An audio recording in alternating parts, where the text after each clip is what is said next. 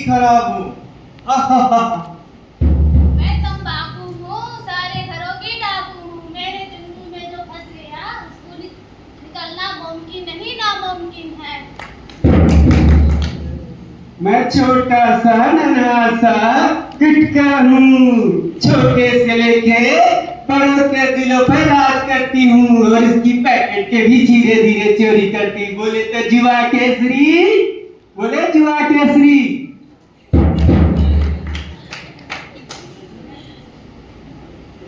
माँ, मैं आज फिर नशा करके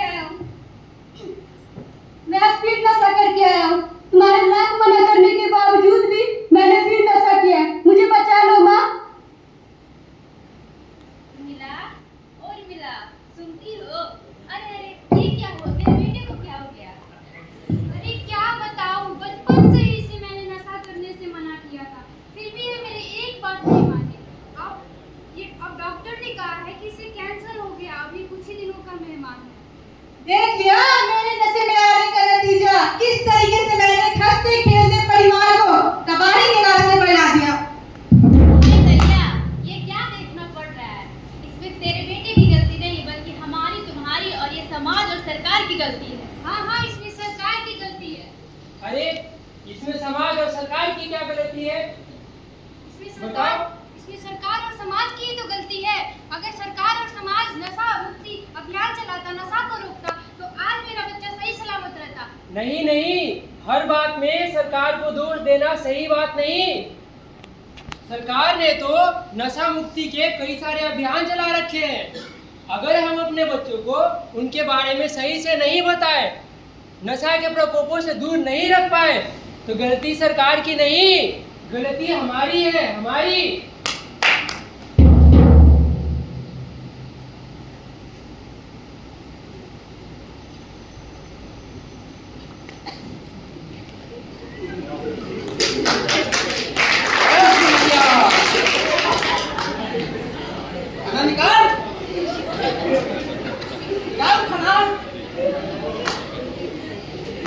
सारा दिन घर में बैठी रहती है।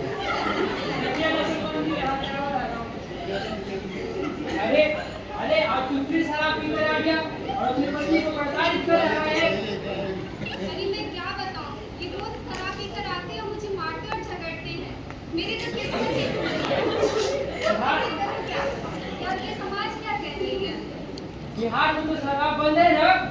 ये में तो मिल रहा है। ये मूल, हाँ चल तुझे दिखाता हूँ शराब करने का क्या अंजाम होता है, नशा करने का क्या अंजाम होता है। देख इस माँ को, बेचारी माँ कितनी रो रही है, बिलख रही है। इसके बच्चे को कैंसर है, कैंसर।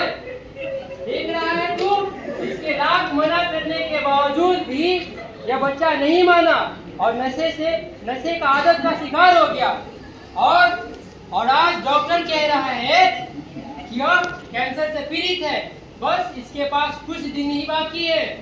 देख पा रहा है तू कैसे रो रही है ये? माफ कीजिए, आपसे मैं नशा कभी नहीं लूंगा। माफी मुझसे नहीं, माफी अपनी पत्नी से मांगो, जिनको हर रोज प्रताड़ित करते हो। आपसे मैं नशा कभी नहीं लूंगा।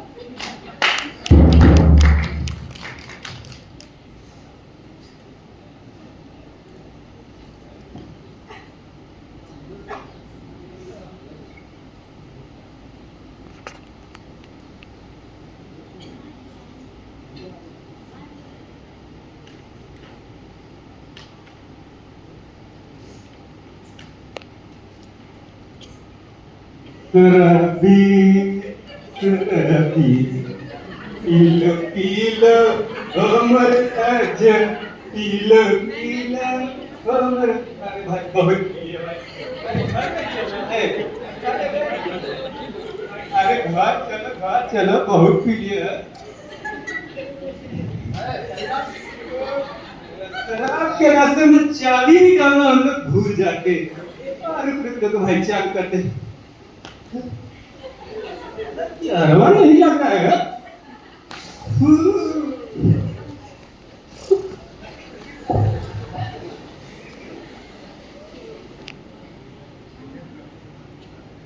ये है समाज, ये है आज का युवा जो नशे में धुत पड़े हुए हैं। ना अपना फिक्र है, ना अपनी कैरियर का फिक्र है, ना अपने समाज का फिक्र है।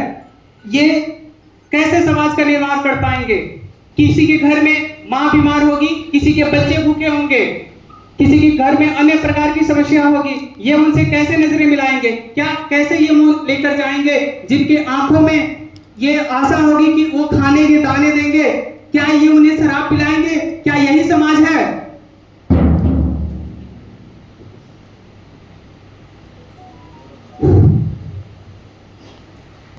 जैसा कि हम लोग ने देखा, हम लोग इन नुक्कड़ नाटक के माध्यम से ये बताने की कोशिश, बस ये एक छोटा सा जरिया है, छोटा सा नमूना था कि किस तरीके से शराब हो गया, खैनी, गुटखा, इन सब के माध्यम से हमारा समाज, हमारा घर, हमारा सोसाइटी किस तरीके से प्रभावित हो रहा है।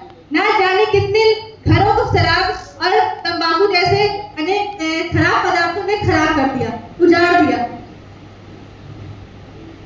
तो हम सब तो ये जानते ही हैं कि सब, जैसा कि सर ने बताया कि सबसे ज्यादा खैनी, गुटखा ये तो बिकने का सोर्स है। अगल बगल हमारी छोटी छोटी दुकानें होती हैं।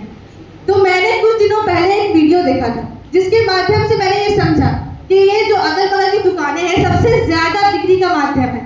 तो मैंने उसी टाइम निर्णय लिया था कि मेरे अगल बगल की जितनी भी दुकानें हैं, मैं उन दुकानों से जिसमें गुटखा, खैनी, इस तरीके की किसी भी चीजों का बिक्री होता है, मैं उन दुकानों से सामान नहीं लूंगी। तो ये तो मेरा ओपिनियन था कि मैंने किस तरीके से अपना योगदान दिया। मैं आप लोगों के लिए भी एक सवाल छोड़ती हूँ कि आप सब ये सोचें कि आप इस चीज में योगदान करने के लिए क्या कर सकते हैं। तो इसी के साथ सब लोग खड़े हो जाए और शराब मुक्ति है, हम एक नारा बोलना चाहते हैं। हम बोलेंगे, हम सबका यही है सपना, हम सबका यही है सपना, तंबाकू से नाता तोड़ो, तंबाकू से नाता